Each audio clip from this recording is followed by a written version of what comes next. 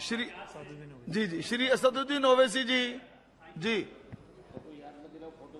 बहुत शुक्रिया सर, आपने मुझे आज एक तारीखी बहस पर बोलने का मौका दिया।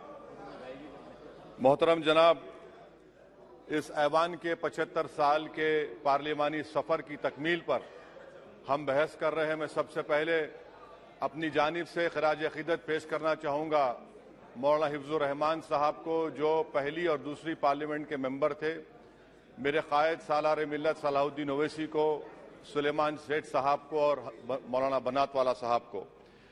जनाब मोहतरम, इस ऐवान की नाकामियों का भी जिक्र हमको करना जरूरी है। 75 साल का तारीखी सफर इस ऐवान ने मुकम्मल किया। ये ऐवान एक इमारत नहीं है मेरी नजर में, ये ऐवान इस वतन अजीज का एक दिल है, जो बाहर जो गरीब और मजलूम अवाम की तकलीफ को महसूस करे, इसीलिए मैं इसको दिल कहता हूं।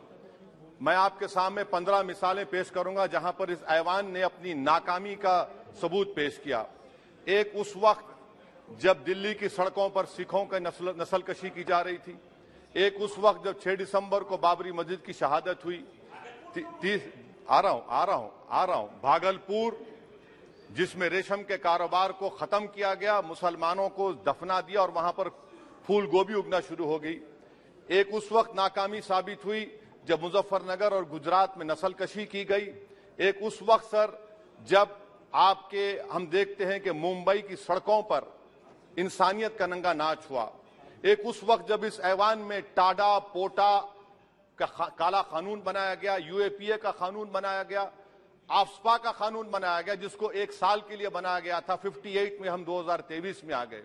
एक उस वक्त नाकामी साबित हुई जनाब, जब हम देख रहे हैं कि आज ये जो दिल है, भारत का दिल है, हिंदुस्तान का, इंडिया का दिल है, आज गरीबों में, मजलूमों में, मुसलमानों में, कश्मीर की अवाम में, दलितों में, आदिवासियों में इस ऐवान की मोहब्बत और एतमाद खत्म हो रहा है, कम हो रहा है।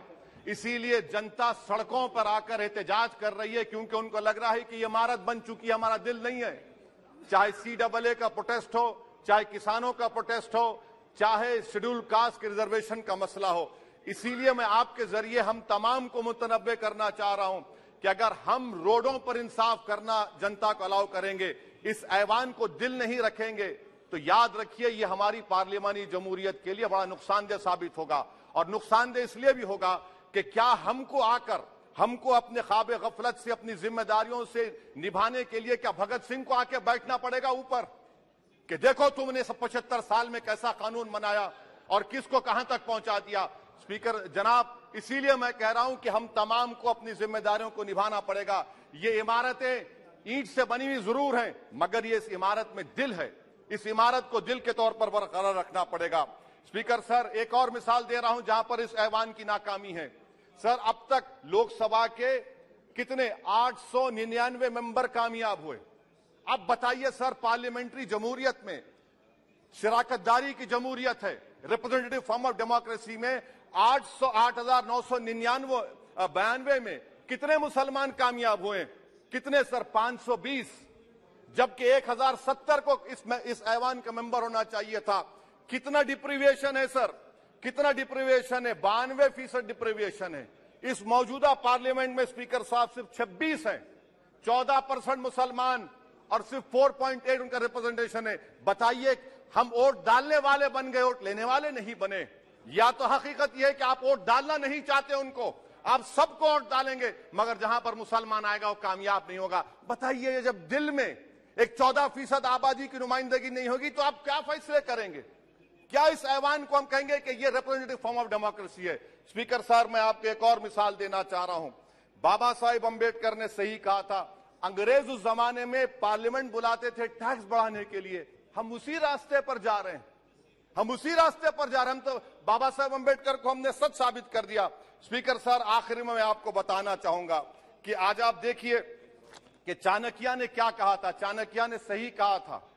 चाणक्य ने सही कहा था कि जब राज चलाने वाले व्यापारी हो जाएंगे तो उस राज के लोग भिखारी हो जाएंगे। आज ये वक्त आ चुका है सर, आज ये वक्त आ चुका है कि क्या first pass the post system इस देश के लिए सही है या फिर हम प्रोपोर्शनल फॉर्म ऑफ रिप्रेजेंटेशन को फॉलो करेंगे।